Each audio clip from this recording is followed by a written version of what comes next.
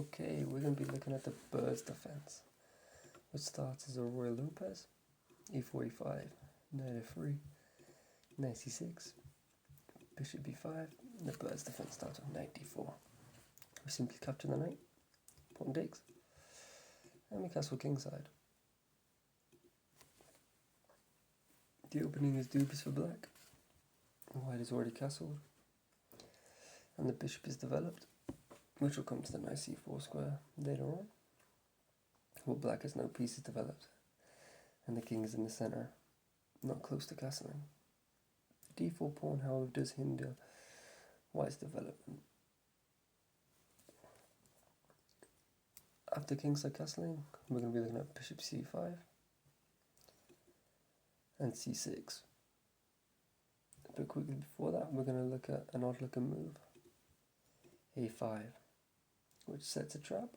If, for example, we play d3, black has c6 and b5, trapping our bishop. So after a4, to stop any sort of shenanigans, we just play e4. So if now black plays c6 and b5, we simply have pawn takes. So after kingside castling, if black plays a5, we simply just play a4. So instead of a5, we're going to look at bishop c5. Developing kingside piece and helping black get closer to castling. Bishop c4, already creating a tactical threat. For example, if black plays something like knight e7 or c6, we have bishop takes f7, king takes, and queen h5, capturing the bishop and ultimately being a pawn up.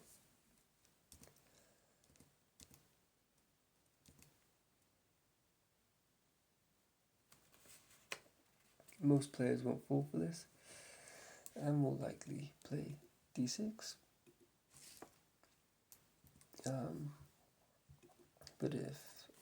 But other options, it's like if knight f6, black will just run into e5, and the position is already quite dire.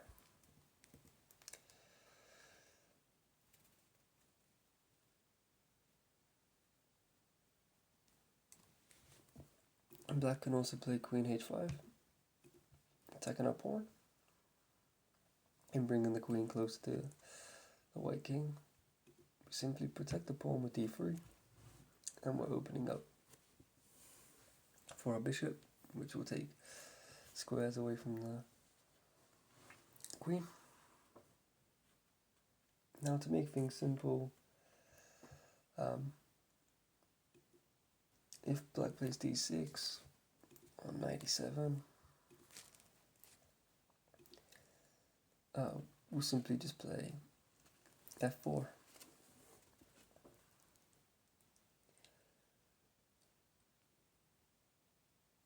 Taking more control of the center, and after that we'll simply develop our queenside pieces.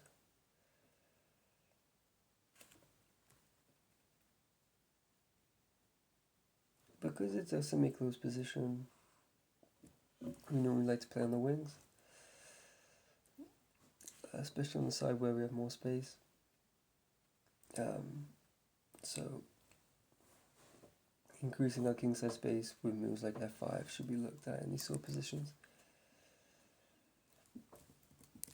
But yeah, so after bishop c4, queen h5, we play d3, defending our pawn, and depending on what they play, knight e7, d6, we just simply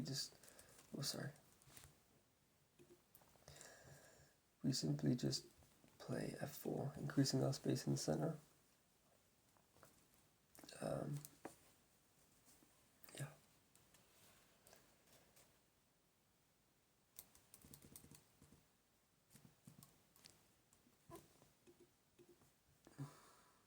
sorry, d6.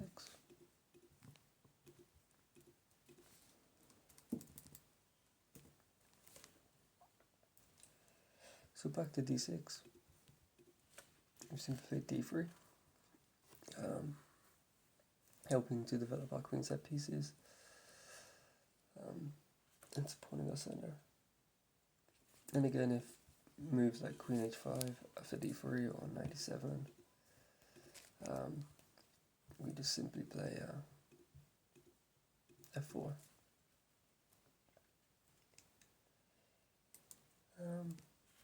But other than those two moves, black could play knight f6, where we simply just pin the knight, which is very annoying because after h6, bishop h4, g5, bishop g3, we'll have moves like f4, opening the position favorably for white.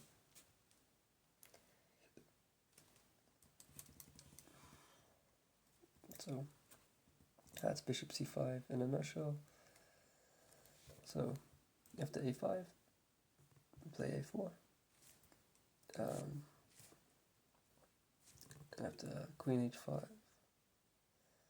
queen h4, sorry, play d3 and we expand with f4. After d6, yeah, we just play d3 and f4, bishop g5, depending on what they play. So that's quite quick. So let's move to c6 instead of bishop c5. So our bishop is being attacked and black prepares d5. We move to bishop c4, which prepares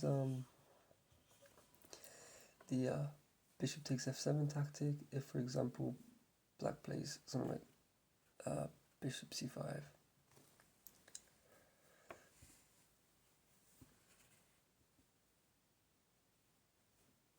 And yeah, c4 is a nice square for the bishop. Knight f6 is the main line, but people have also played d5,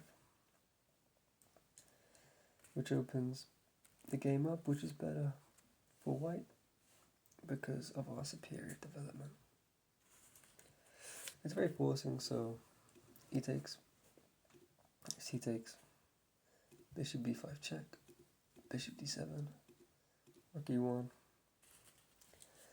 knight e7, no, bishop e7 because of queen g4, and if bishop takes, we win the rook with queen takes g7.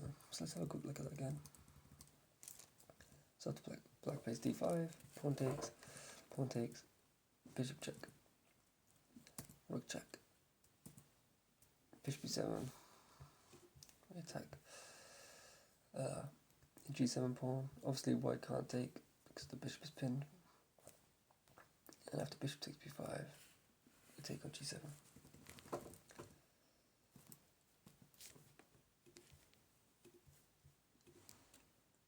So after 97, we play c4, undermining black center, and adding pressure to the position, which black will find difficult with undeveloped pieces and a king in the center. I'm gonna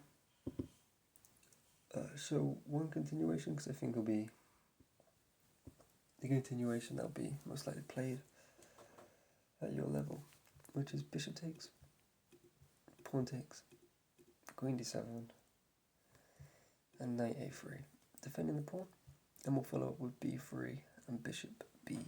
So let's have a look at that. Let's go back to the beginning. Set to king's castling, c6, bishop c4, d5, pawn takes, bishop b5, bishop d7, rook e1, knight e7, and c4, sorry. And if bishop takes, pawn takes, queen e7, knight a3, defending the pawn, followed by b3 and bishop. d2.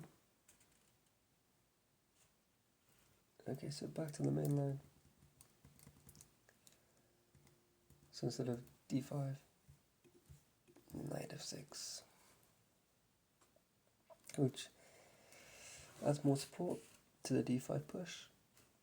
And after black plays d5 and we capture, they can capture with the knight, which is better than capturing with the pawn. Also attacking e4, so we simply defend with d3. We're going to quickly look at a5 with the same idea of trying to trap our bishop, and we'll play the same idea back, a4. So let's have a look at that. So kings are castling, c6, bishop c4, knight f6, d3, a5, a4, stopping any shenanigans.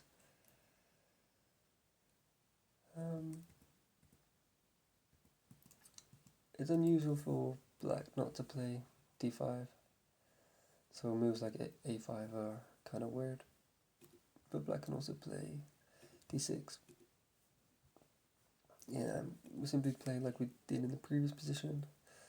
After black played d6, and we just expand in the center with f4.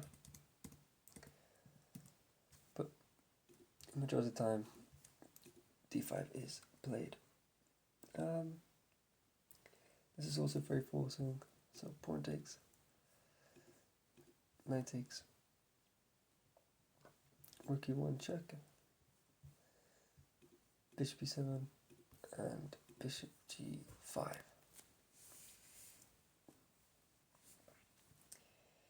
Kingside castle, bishop takes,